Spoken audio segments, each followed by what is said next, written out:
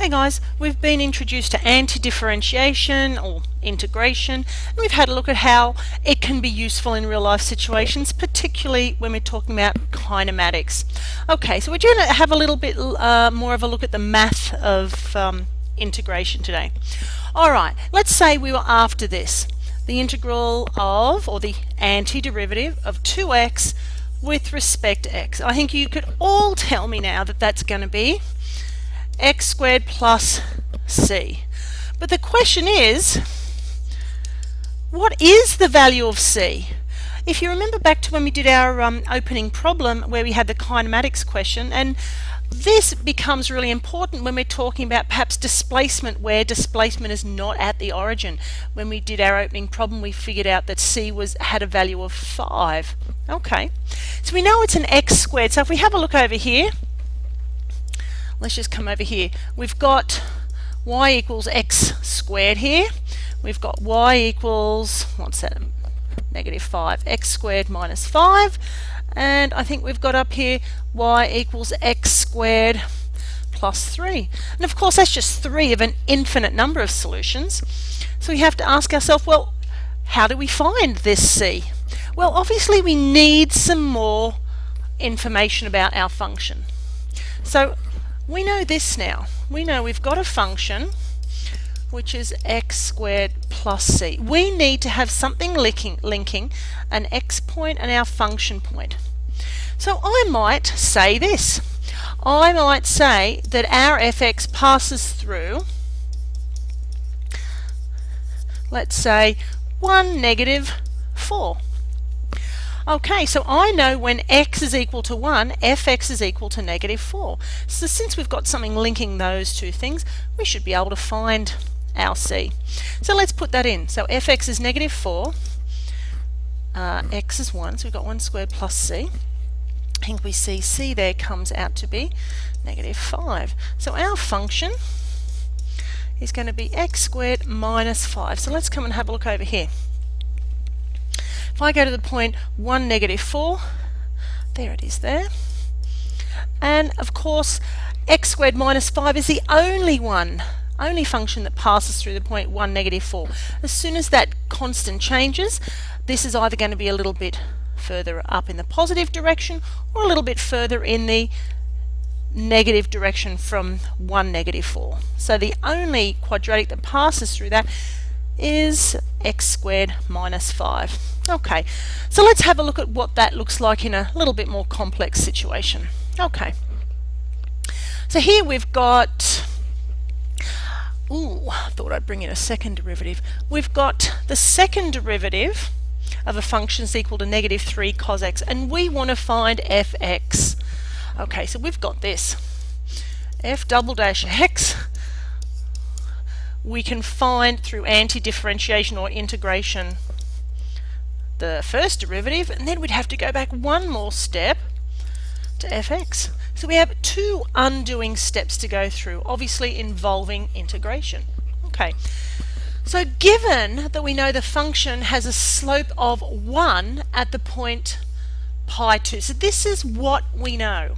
Now let's interpret that in a mathematical way. What that means, slope of 1.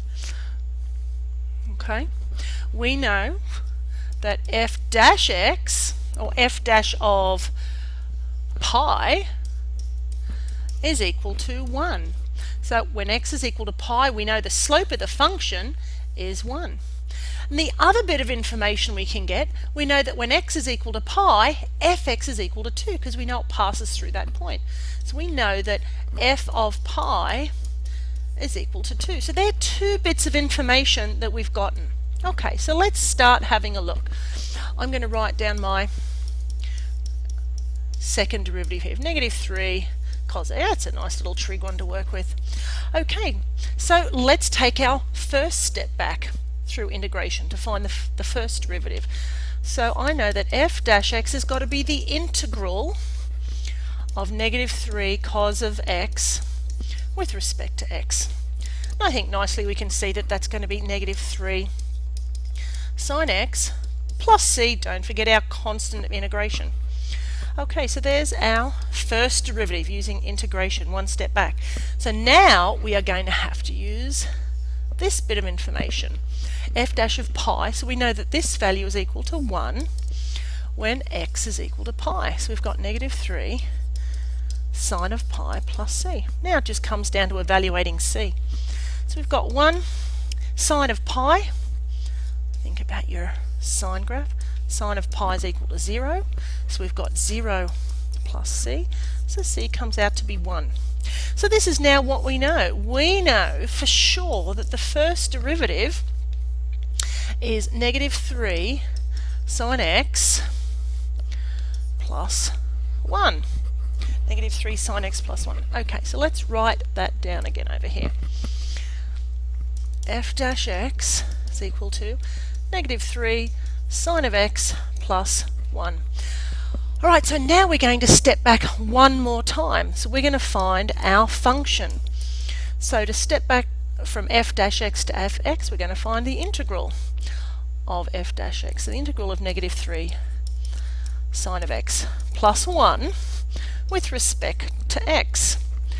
Okay, so what differentiates to a negative sign? Well, we know that we've got a cos function there. So we've got 3 cos of x. What's the integral of 1, or the antiderivative of 1? We know that's x, plus c. So here's our function. Now, what was the other bit of information that we knew? We knew that function of pi was equal to 2. So now I can use this to find my constant of integration. So this value here is going to be 2 when x is equal to pi. Don't forget this little fella here. He's also pi. So we've got 3 cos of pi plus c. Okay, well, we can evaluate this. So we've got 2 equal to the cos of pi. Once again, think about this. Cos of pi, there it is there, negative 1. So we've got negative 3 plus pi plus c. Take this over to the other side. So we've got 5. Take that pi over, because that's a number, isn't it? So minus pi is equal to c. So we can now complete our function. Function of x is equal to 3 cos of x plus x, this fella here, plus our c. And our c is actually 5 minus pi, plus 5 minus pi. Now, of course, the question may have asked you for something more specific. It may have said, find the function of, pi over 2, or find, what point does the function pass through when x equals pi over 2. So what you'd have to do now is take that, put it into our function, and you could find the function value at any given point.